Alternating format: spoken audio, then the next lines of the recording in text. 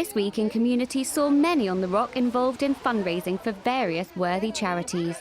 First up, we took a trip to Eastern Beach to catch up with Stuart Felice.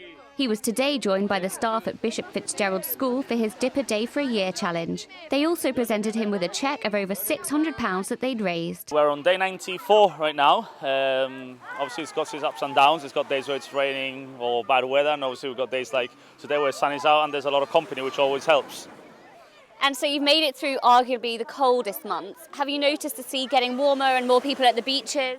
Well, I can see that obviously the weather is now starting to get better, so obviously now people are starting to go into the beach a little bit more, but the water for me still keeps being cold.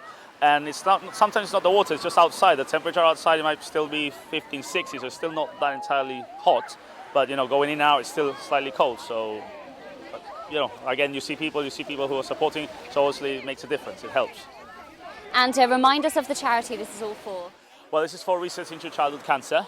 Again, you know, trying to get the most money for the kids. You know, this is all for the children, trying to expose the challenge and the charity as much as possible, and you know, just dipping in every day for getting the support, and that obviously helps and gives more exposure to the charity.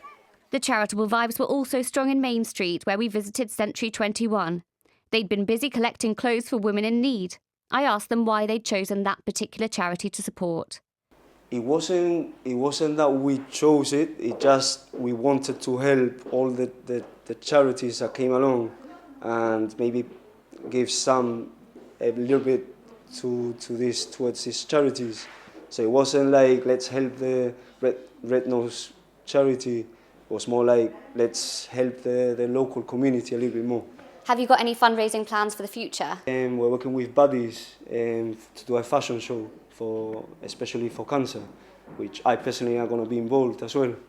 And hopefully we can raise a bit more awareness in this very big problem that we have with cancer. And why is raising money for cancer charities so important to you? It's a very, very personal topic. I suffered myself leukemia about three years back. I'm getting out of it now, but I wanted to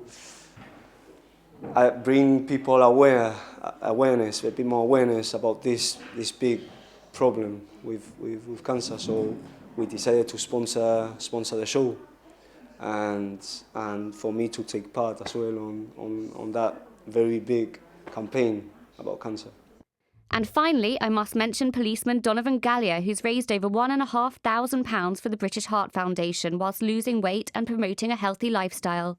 He was inspired to raise money for this charity by his father, who's had a long struggle with heart disease since having a heart attack at the age of 39. For those interested in supporting Donovan in his weight loss fundraising mission, you can visit his Just Giving page.